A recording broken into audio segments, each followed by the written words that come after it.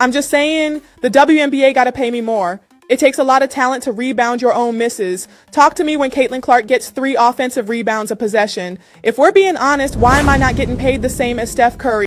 All right, World Hoopers, strap in, because if you thought the drama surrounding Caitlin Clark couldn't get any more intense, you were wrong. Just when it seemed like she was turning a corner, finding her rhythm, and preparing to light up the WNBA All-Star Game on her home turf in Indianapolis. Barbie's debut in broadcasting. Unapologetically Angel, just continue to grow my business as a businesswoman. That's just what I do. Being able to know that I'm more than an athlete, and that's just to continue to know what I... Disaster struck. Again, and the most frustrating part? It happened on what can only be described as a meaningless play in the waning seconds of a game already decided. You're watching World Hoop, and we're here to give you the unfiltered truth, even when it's tough to swallow. The Indiana Fever secured a crucial 85-77 victory over the Connecticut Sun last night, a win they desperately needed. But the headlines aren't about the win. They're about the chilling sight of Caitlin Clark limping off the court. I'm going to go out and do whatever it takes to win, and every single night, my teammates rely on my energy. So being able to continue the energy, even if we're down, even if we're up, that's what I do. Clutching her right groin, tears streaming down her face. This wasn't just a grimace. This was the raw, visceral pain of an athlete whose body is betraying her, and it felt like a punch to the gut for every fan watching. This latest setback is particularly agonizing because it appears to be a re-aggravation of the same groin strain that already sidelined her for 5 games recently. And here's the kicker. Much like the play against the Seattle Storm last month that led to her initial groin injury, this one occurred in the final minute of a game where the Fever were comfortably ahead.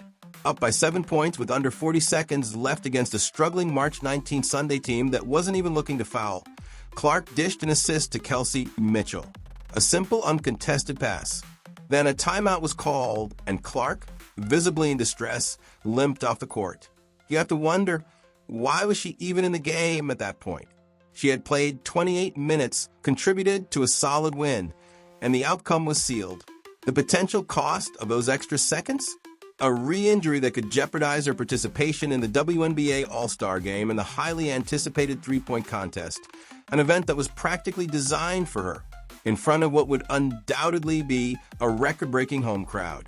The timing couldn't be worse, not just for Clark of the Fever, but for the entire WNBA, which was banking on its biggest star being front and center for its marquee event.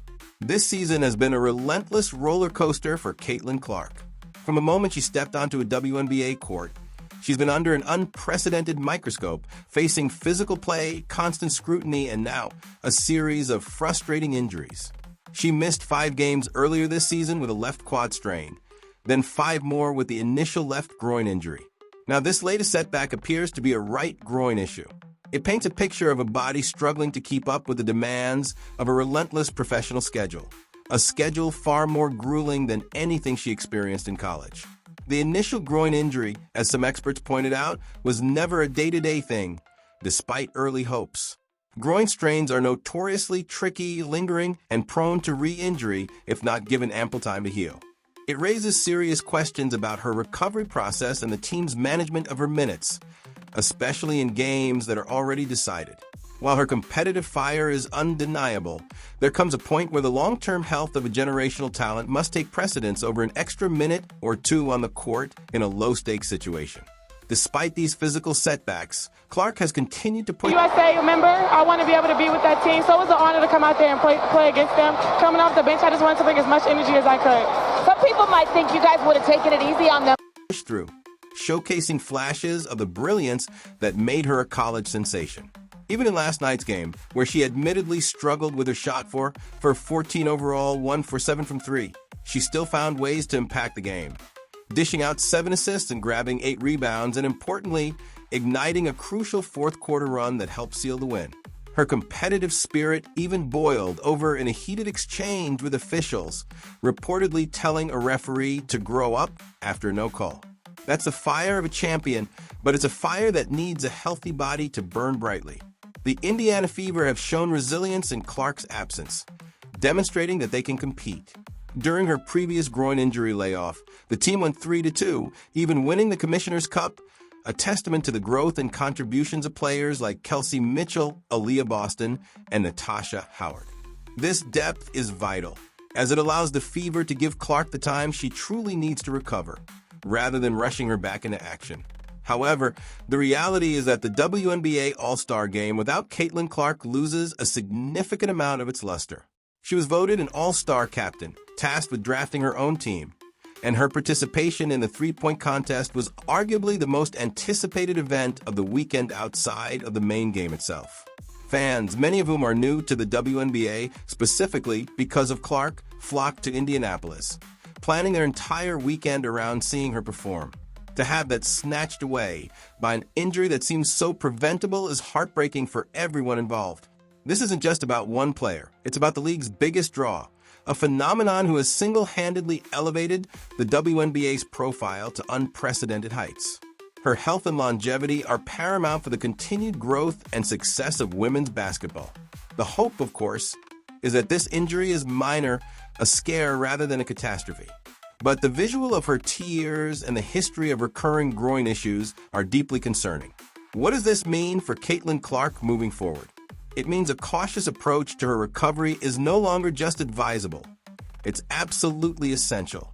The team needs to prioritize her long-term health, even if it means missing significant time.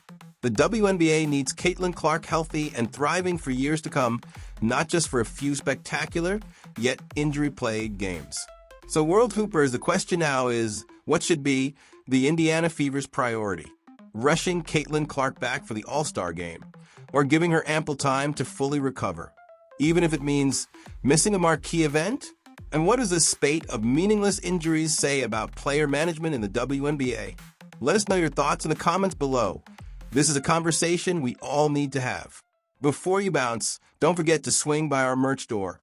We've got our iconic Make Basketball Great Again shirts, and our brand spanking new American Flag Skull Fever Enforcer shirt is flying off the shelves. Use promo code CC22 at checkout for a sweet 20% off your entire order. Thanks for tuning into World Hoop, where we deliver the no-holds-barred truth on the court. If you found this discussion valuable, please like this video, share your perspective in the comments, and for more unfiltered basketball content, hit that subscribe button and ring the notification bell. We'll be back soon with more insights and analysis. Until then, peace out.